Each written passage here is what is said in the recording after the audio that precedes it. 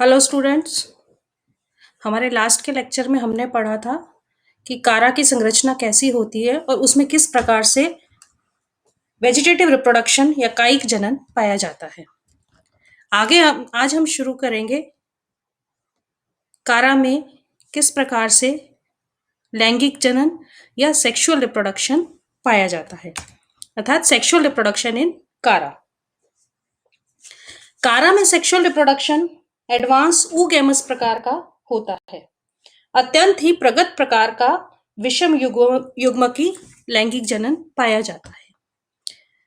कारा में sex organs macroscopic होते हैं और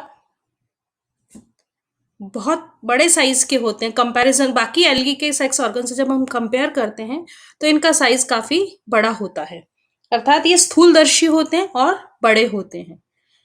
कारा में जो सेक्स ऑर्गन्स होते हैं उनकी तुलना हम ब्रायोफाइट्स के सेक्स ऑर्गन से भी कर सकते हैं, क्योंकि ब्रायोफाइट्स में भी सेक्स ऑर्गन्स का जो साइज होता है उसी साइज में यहाँ पर भी कारा में जननांग पाए जाते हैं।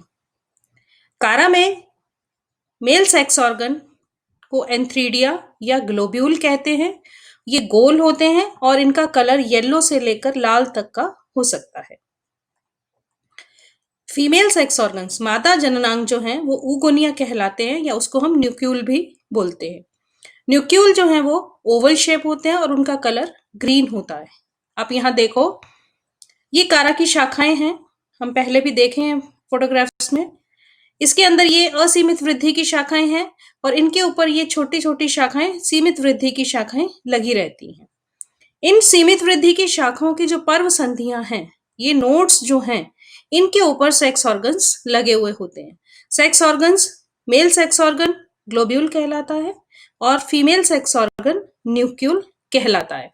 ये आप देख सकते हो, ये गोल होता है, मेल सेक्स ऑर्गन गोल होते हैं और female sex organ Oval shape के होते हैं। Sex organs develop on the nodes of the branch of limited growth, यानी कि सीमित वृद्धि की शाखाओं की पर्व संधियों के ऊपर ये पाए जाते हैं और ये सेकेंडरी लेटरल के साथ इंटरमिंगल्ड होते हैं, यानी कि मिक्स हुए हुए होते हैं। बीच बीच में इनके सेकेंडरी लेटरल्स भी पाए जाते हैं। आप यहाँ देख सकते हो, ये जो पार्ट है, ये वाला जो हिस्सा है, ये सेकेंडरी लेटरल्स हैं। यहाँ पर ये आपको जो दिखाई दे रहे हैं ग्रीन कलर के, ये क्या है? ये सेकेंडरी लेटरल्स हैं और उनके बीच में ये सेक्स ऑर्गन्स पाए जाते हैं। न्यूक्लियल हमेशा अकेला होता है और ग्लोब्यूल के ऊपर उपस्थित होता है। Nucule is always situated singly above the globule. Chara में most of the species are homothallic, यानी कि होमोथैलिक होती हैं। एक ही थैलस पे दोनों तरह के सेक्स ऑर्गन्स पाए जाते हैं। होमोथैलिक का मतलब हम कह सकते हैं उभय लिंगाश्रय, यानी कि दोनों तरह के सेक्स ऑर्गन्स एक ही थैलस के ऊपर उपस्थित होते हैं। ऐसी स्पीशीज को हम मोनोइशियस स्पीशीज भी कहते हैं। कारा की जो वॉलिशाई स्पीशीज है, कारा वॉलिशाई जो स्पीशीज है, इसके अंदर सेक्स ऑर्गन्स अलग अलग प्लांट के ऊपर होते हैं, इसलिए स्पीशीज को हेट्रोथैलिक स्पीशीज कहा जाता है, यानी कि विषम जालिक स्पीशीज होती हैं, या इसको हम डायोशियस भी कहते हैं। जब स्पीशीज डायोशियस होती हैं, यानी कि अलग अलग थैलस के ऊपर सेक्स ऑर्गन्स बनते हैं, तो ग्लोब्यूल और न्यूक्यूल जो है वो करीब करीब एक साथ बनते हैं। एक प्लांट पे ग्लोब्यूल बनते हैं और पास वाले प्लांट पे ही न्यूक्यूल बन जाते हैं। जबकि मोनोइशियस स्पीशीज, जबकि सेक्स ऑर्गन्स एक ही प्लांट के ऊपर हैं दोनों तरह के, तो उस समय स्पीशीज प्रोटेंड्रस होती है, यानी कि प्रोटेंड्रस का मतलब पहले एंथर, यानी कि मतलब एंड्रोशियम या एंथ्रीडिया या मेल सेक्स ऑर्गन्स डेवलप होते हैं, प्रोटो एंड्रस, यानी कि मेल सेक्स ऑर्गन्स पहले डेवलप होते हैं और फीमेल सेक्स ऑर्गन्स बाद में विकसित होते हैं। ये आप देखो, ये असीमित वृद्धि की शाखा बड़ी लंबी दिखाई दे रही है, उसके ऊपर ये छोटी छोटी लिमिटेड ग्रोथ की ब्रांचेस हैं, ब्रांचेस ऑफ लिमिटेड ग्रोथ, और इसके ऊपर ये जो पर्व संधियां हैं, ये पर्व संधि, ये पर्व संधि, इसके ऊपर यहाँ पर ये रेड कलर के सेक्स ऑर्गन्स दिखाई देते हैं।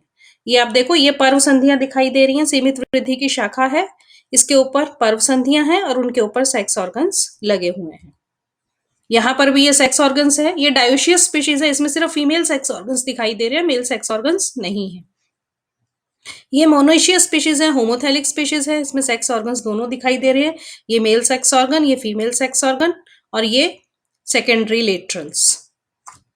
तो ये मोनोइशियस स्पीशीज हुई, और ये वाली species dioecious species, female species कहलाएगी। अब आता है स्ट्रक्चर ऑफ ग्लोब्यूल, कि ग्लोब्यूल की संरचना कैसी होती है। ग्लोब्यूल्स साइज में बड़े होते हैं, स्थूलदर्शी होते हैं, मैक्रोस्कोपिक होते हैं, और स्फेरिकल होते हैं, गोल होते हैं शेप में। इनका कलर पीले से लेकर लाल होता है, और इनका साइज जो है वो करीब 1 मिलीमीटर का होता है। हर ग्लोब्यूल के अंदर 8 वक्रित प्लेट्स पाई जाती हैं, 8 कर्व प्लेट पाई जाती हैं। इनकी जो ग्लोब्यूल की जो दीवार है वो 8 कर्व प्लेट की, वक्रित प्लेटों की बनी होती है, जो कि अंदर की तरफ सिचुएटेड होती हैं, अंदर की तरफ व्यवस्थित होती हैं। इन 8 कोशिकाओं को हम शील्ड सेल कहते हैं। इन शील्ड सेल की तुलना हम एक फुटबॉल से कर सकते हैं, कि जैसे फुटबॉल के अंदर छोटी छोटी हेक्सागोनल प्लेट्स जैसी संरचनाएं होती हैं, वो आपस में जुड़ी हुई होती हैं, उसमें बहुत सारी होती हैं। यहाँ पर हम कंपेयर करें कि 8 शील्ड सेल हैं, वो आपस में एक साथ जुड़ी हुई हैं, और वो अंदर की तरफ डाइवर्टेड है। अब हर शील्ड सेल के ऊपर इन फोल्डिंग्स पाई जाती हैं, अंतर्वलन पाया जाता है, यानी कि इसके ऊपर लहरदार तरंगित संरचनाएं होती हैं, जिससे कि इसका सरफेस एरिया बढ़ जाता है, और इसके बाहर की तरफ बहुत सारे अलंकरण पाए जाते हैं।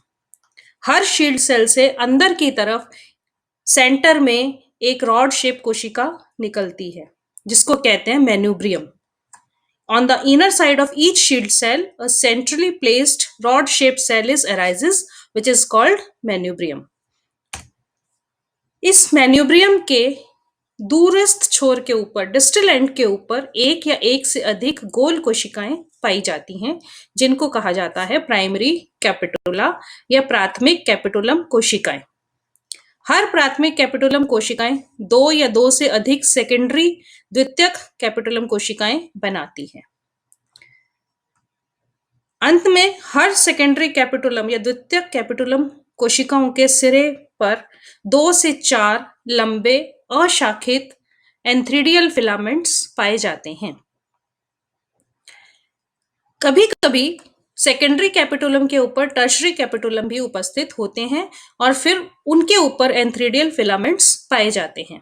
एंथ्रीडियल फिलामेंट्स एक कैपिटुलम के ऊपर 2 से 4 होते हैं, और हर एंथ्रीडियल फिलामेंट के अंदर 25 से लेकर 250 तक कोशिकाएं पाई जाती हैं। 25 to 250 सेल्स जो हैं वो एक फिलामेंट के अंदर पाई जाती हैं, और हर कोशिका एक द्विकशाभिकीय कुंडलित एक केंद्रकीय पुमणु या एंथ्रोजॉइड का निर्माण करती है।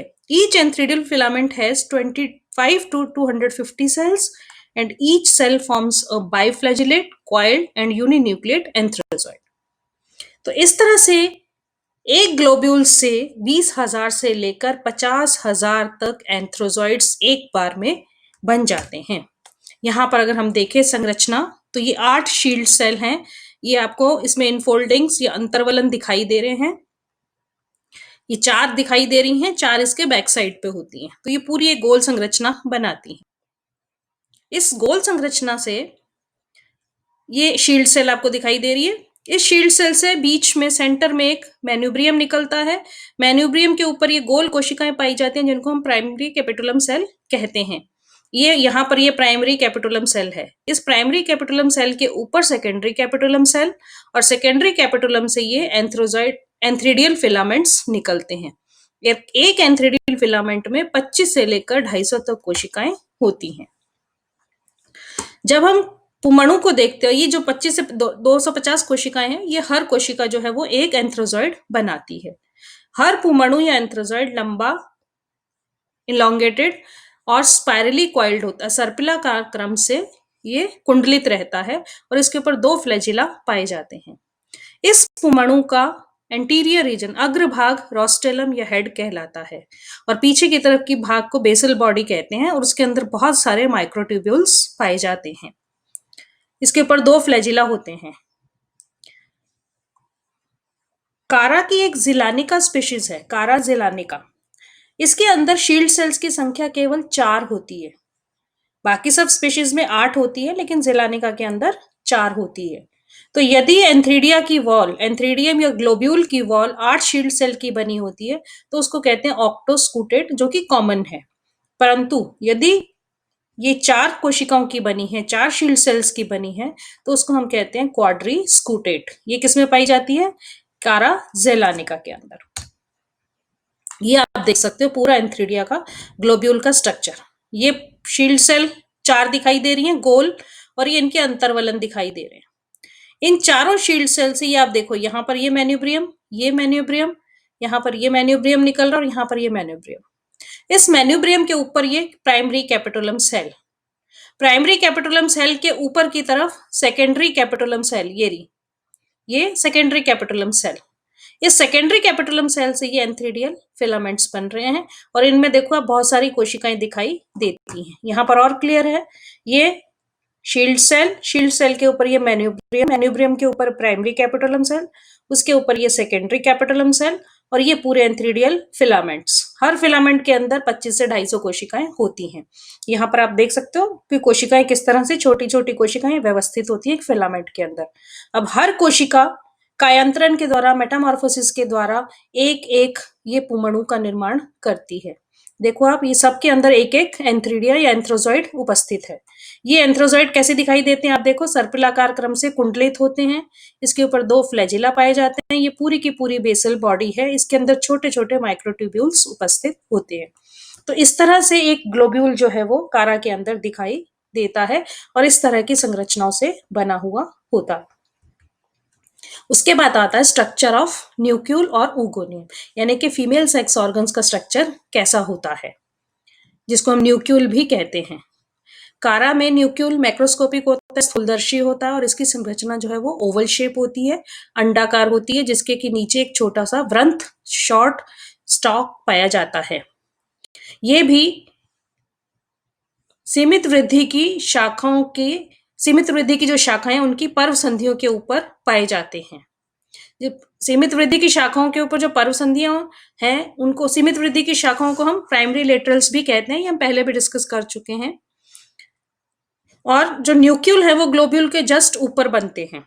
कब? जब स्पीशीज होमोथैलिक होती है। तो हेट्रोथैलिक स्पीशीज है तो वो नॉर्मल वे में बनेंगे, बीच में बनेंगे, और यदि वो होमोथैलिक स्पीशीज है तो ऊपर की तरफ न्यूक्यूल होगा और नीचे की तरफ ग्लोब्यूल होता है। न्यूक्लियल की जब हम संरचना देखते हैं तो nucule is covered from the base by 5 spirally twisted tube cells except at the tip where 5 corona cells are present.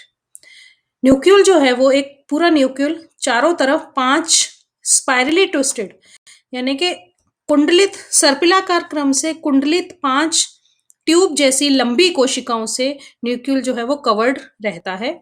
और ये ट्यूब जैसी कोशिकाएं सिरे पर जाकर के बाकी कोशिका से थोड़ा थोड़ा अलग हो जाती हैं और एक कोरोना जैसी संरचना या मुकुट जैसी संरचना का निर्माण करती हैं। इन 5 ट्यूब सेल्स के बीच में एक मध्य सेंट्रल सेल, केंद्रीय कोशिका, एक वृंत कोशिका, स्टॉक सेल, और एक बड़ी अंड कोशिका या एग सेल पाई जाती है। इस न्यूक्लियल के अंदर फूड मटेरियल ऑयल ड्रॉप्स और स्टार्च ग्रेन्स के रूप में उपस्थित होता है। The food material is stored in the form of oil drops and starch grains. Eight the tip of the egg, यानी कि न्यूक्लियल में जो अंदर एग सेल है उसकी टिप के ऊपर एक कचाब एरिया, हाइलाइन एरिया उपस्थित होता है। इस रिसेप्टिव स्पॉट कहते हैं, इसको ग्राही बिंदु कहते हैं।